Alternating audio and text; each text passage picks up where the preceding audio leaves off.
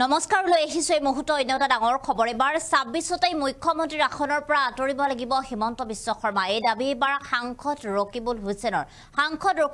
এবাৰ ৰাজ্যৰ মুখ্যমন্ত্ৰী ডক্টৰ হিমন্ত বিশ্ব শৰ্মাক যথেষ্ট সমালোচনা কৰা পৰিলক্ষিত হৈছে তেওঁ উল্লেখ কৰিছে যে সাধাৰণ ৰাইজে কিমান পৰিমাণত আসলতে অসমৰ মুখ্যমন্ত্ৰীগৰাকীক বেয়া পায় সেই কথা তেওঁ এতিয়ালৈকে গম পোৱা নাই গুৱাহাটীত থাকিলে সেই কথা আসলতে গম পোৱা নাযায় যেতিয়া মাটিত নমা যায় সেই কথা তেতিয়াহে গম পোৱা যায় বুলি তেওঁ কটাক্ষ কৰা দেখিবলৈ পোৱা গৈছে জনাইছো এই মুহূৰ্তত খবিশেষ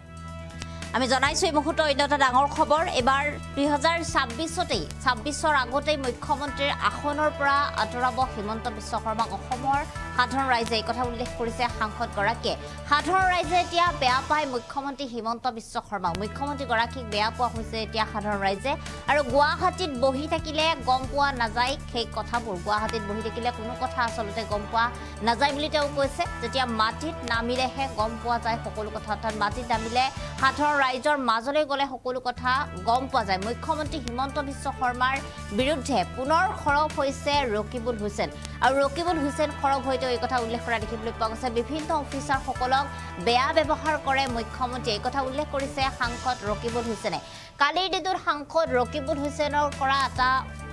তেওঁৰ সৈতে যি ঘটনা সংঘটিত হৈছিল ইয়াৰ পিছত মুখ্যমন্ত্ৰীগৰাকীয়ে কোৱা এটা কথাৰ পিছত পুনৰবাৰ এনেদৰে তেওঁ কালিৰ দিনটোত মুখ্যমন্ত্ৰীগৰাকীৰ বিৰুদ্ধে খৰব হোৱা দেখিবলৈ পোৱা গৈছে ২০২৬ত বিধানসভা নিৰ্বাচন আৰু সমাগত বিধানসভা নিৰ্বাচনৰ পূৰ্বে এতিয়া সাধাৰণ ৰাইজে অসমৰ ৰাইজে মুখ্যমন্ত্ৰীগৰাকীক বেয়া পায় বুলি উল্লেখ কৰিছে সাংসদগৰাকীয়ে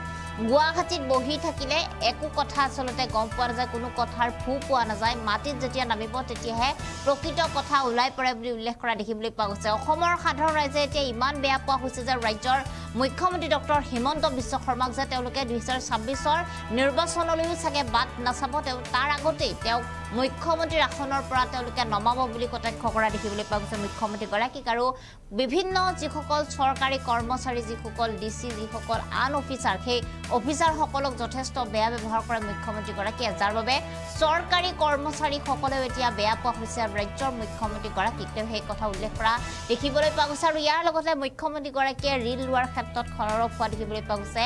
সাংসদ ৰকিবুল হুছেইনক তেওঁ উল্লেখ কৰিছে যে মুখ্যমন্ত্ৰী তৰুণ গগৈ দিনত কংগ্ৰেছ চৰকাৰে যিমান পৰিমাণৰ ঋণ লৈছিলে যিমান পৰিমাণৰ ধাৰ ৰাজ্য চৰকাৰ আছিলে তাতোকৈ দুগুণ এতিয়া মুখ্যমন্ত্ৰী ডক্টৰ হিমন্ত বিশ্ব শৰ্মাৰ চৰকাৰৰ দিনৰ ঋণ দেখিবলৈ পোৱা গৈছে আৰু সেই ঋণত জুপুৰা হৈবাৰ অসমৰ সাধাৰণ ৰাইজৰ ওপৰত মাধমাৰ সোধাই আহিছে মুখ্যমন্ত্ৰীৰ চৰকাৰখনে এনেদৰে খৰব হোৱা দেখিবলৈ পোৱা গৈছে এতিয়া সাংসদ ৰকিবুল হুছেইন আৰু মুখ্যমন্ত্ৰীগৰাকীৰ বিৰুদ্ধে খৰব হৈ তেওঁ কটাক্ষ কৰা দেখিবলৈ পোৱা গৈছে তেওঁ উল্লেখ কৰিছে যে ২৬ৰ আগতেই মুখ্যমন্ত্ৰীৰ আসনৰ পৰা নমাব আঁতৰাব মুখ্যমন্ত্ৰী ডক্টৰ হিমন্ত বিশ্ব শৰ্মাক আৰু এই মুহূৰ্তত তেখেতৰ কিছু মন্তব্য আছে সেই মন্তব্য আমি আপোনালোকক শুনাইছো ভিতৰি ভিতৰি যে মানুহ যে ইমান হিমন্ত বিশ্ব শৰ্মাৰ বেয়া পাই আছে সেই কথা কিন্তু গুৱাহাটীত বহি থাকিলে গম পোৱা নাযায় যিমানে আপুনি মাটিত নামিব যিমানে আপুনি ঘাঁহত ভৰি দিব সিমানেই আমাৰ কেঁচা মাটিয়ে সেই কথাবিলাক বাস্তৱ যেন লাগি হিমন্ত বিশ্ব শৰ্মাৰ যিখিনি বেয়া কাম সেইবিলাক যে ৰাইজে যে ভিতৰত ৰাখি থৈছে বিস্ফোৰণ হোৱা অৱস্থা সেইবিলাক কথাতে আজি মই কেৱল চাহ একাপ খাবলৈ সোমাবলৈ তাকো মই আপোনাৰ এই নলবাৰীৰ পৰা আমি কৈছোঁ এই সময়খিনি ঘৰৰ কাম কাজ কৰি মহিলাসকল আহিছে কম জনসংখ্যাৰ কাৰণে অহা নাই কাৰণ তেওঁলোকে আহিছে যে হিমন্ত বিশ্ব শৰ্মা ডাঙৰীয়াই কাক অপমান কৰা এজন জনজাতি শিক্ষকক মাতি আনি ৰাজহুৱাকৈ তিৰস্কাৰ কৰা সেই ঘৈণীয়েকলৈ ফোন কৰা